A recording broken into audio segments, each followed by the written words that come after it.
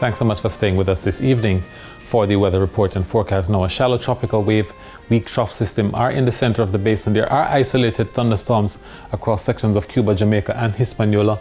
As the wave moves out, we're expecting gradual fairer conditions across the area.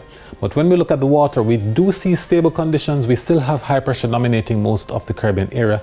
And we also still have that thin layer of dust that's still permeating most of the atmosphere across the central and western portions of the Caribbean basin. Now, the forecast for tonight, we're expecting generally fair skies across the island, temperatures dropping to 26 degrees Celsius both in Kingston and in Montego Bay. Expect northerly winds on the south coast and southeasterlies on the north coast. Now, in the morning tomorrow, we're expecting more showers, mainly across sections of eastern parishes. For the afternoon, you can expect more of those showers and isolated thunderstorms across western parishes. Temperatures are expected to reach about 35 degrees Celsius, both in Kingston and in Montego Bay.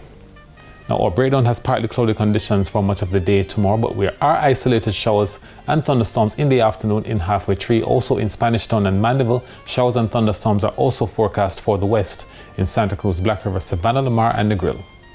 Expect some showers and isolated thunderstorms in Montego Bay and Lucy. Also in St. Anne's Bay, Ocho Rios and Port Maria.